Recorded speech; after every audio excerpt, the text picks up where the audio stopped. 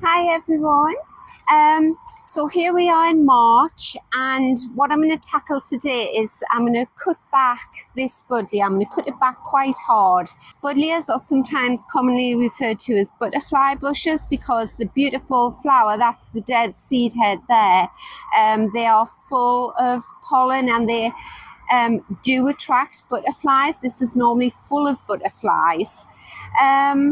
So it's still quite early in the year up here in the northeast of England. We're still getting hard frosts on a night time, sometimes just the odd one, but it's a good time for me to cut this buddleia down. Some people cut their buddleias right down in the autumn. That's great. But this one stayed looking good right into November. I didn't want to cut the flowers off or anything. So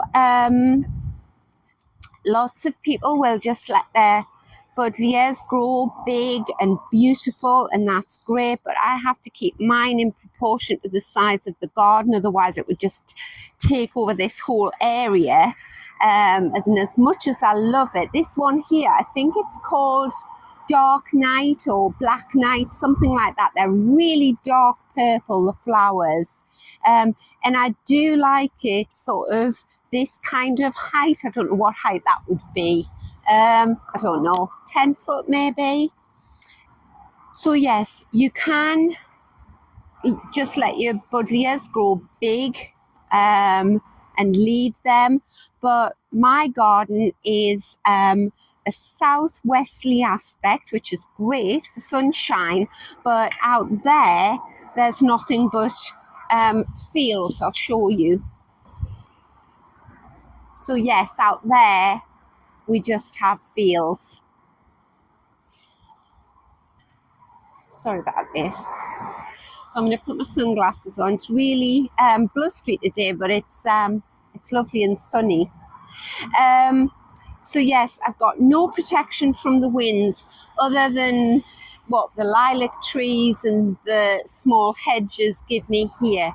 So I get the full brunt of the wind in this garden. So the plants have to be really hardy. And what I've learned from experience is with my buddleias is that the wind can snap the branches quite easily if I leave them and let them get too big, which is why I want to take this one down.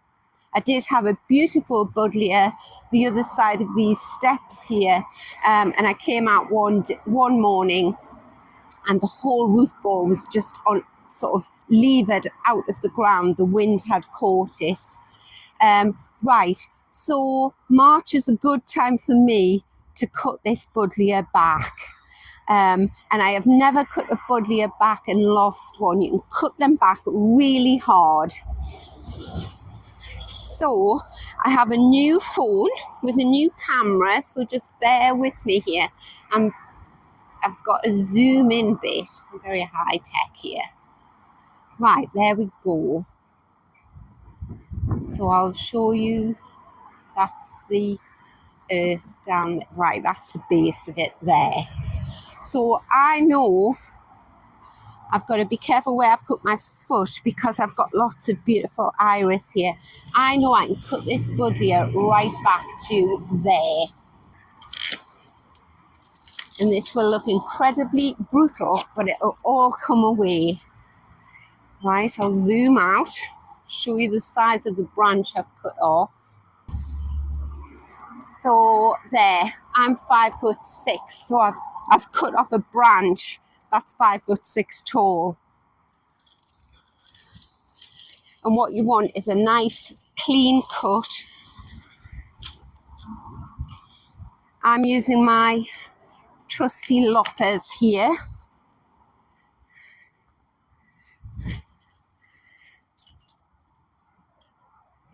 Go in again, cut that one. Oh, that was much easier, much smaller.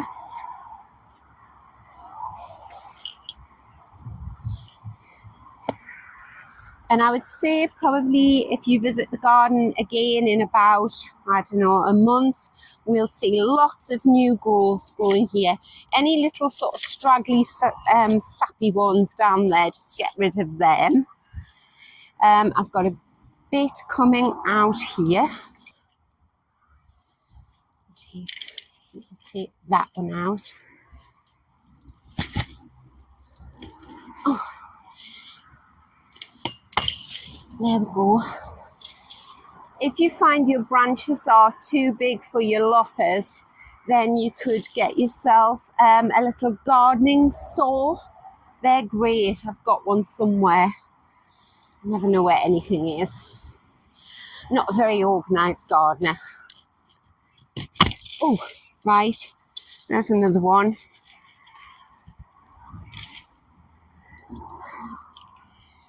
So you can be as drastic as that with your buddleias. You won't kill them. But what might kill them is if, like I say, the wind catches them and pulls them out by the roots. Or they get their branches snap, or rather tear, and you get that horrible ragged tear.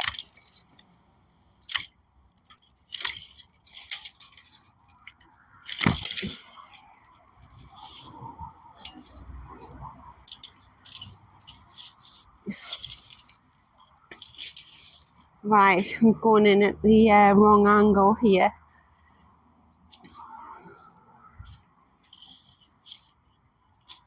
Oh, that's it. There we go. As quick and easy as that. This beautiful bush here, this is a climbing hydrangea, and I train it up. This wall here, it's a very ugly wall, or rather the grouting, whatever they do in between bricks, is very ugly. Ooh. So I'll zoom in again.